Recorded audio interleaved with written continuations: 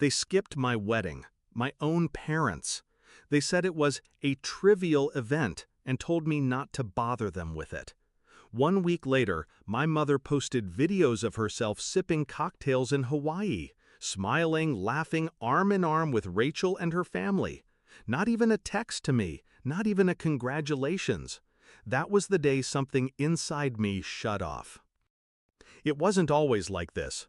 I used to be the dependable one, the son who sent money every month, the one they leaned on when Rachel's husband's business failed, when dad's debts piled up, when mom cried about losing the house.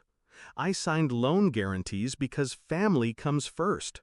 I thought love meant carrying the weight, even if no one ever said thank you. I believed that until the wedding, until I stood at the altar looking at the empty chairs reserved for my parents. The signs had been there.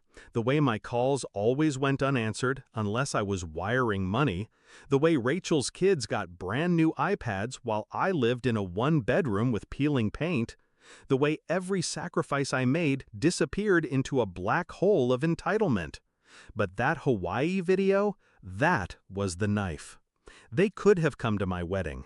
They just chose Rachel's luxury over my vows. And they expected me to stay silent. I didn't rage, I didn't beg, I didn't even cry.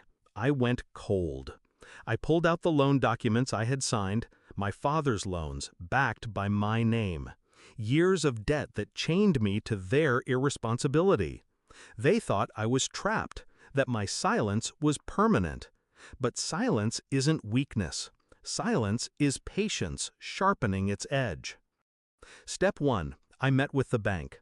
The loans weren't mine, not technically. I was the guarantor, which meant I had power they didn't realize I could wield. Step 2. I gathered proof. Transfers, texts, the Hawaii posts, all time-stamped and saved. Step 3. I cut them off. No more payments, no more wiring money, no more rescuing them from the quicksand they dug for themselves. I watched as the notices piled up, letters stamped "Final Warning," calls that went unanswered, and I waited. It didn't take long. 1 week after their vacation, my father's number flashed on my screen. For the first time in months, he actually wanted to speak. "The loan payments haven't been made," he said, his voice tight with panic. I let the silence stretch, then spoke slowly. "Don't contact me about trivial matters." There was a pause. "What did you just say?" "You heard me. You taught me, remember? My wedding was trivial. My life, trivial. So your debts, your collapsing credit, also trivial." His breathing turned ragged. "You can't just, this will ruin us." "It already has," I replied, calm.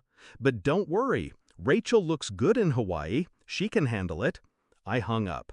That was the last time I answered his call. The fallout came quickly. The house went first, then Dad's car. Rachel's husband's business collapsed under unpaid loans. They tried blaming me. Of course they did. But the proof was there. Every transfer, every signature, every time I had carried them, they couldn't erase it this time. I blocked their numbers. I stopped checking their social media.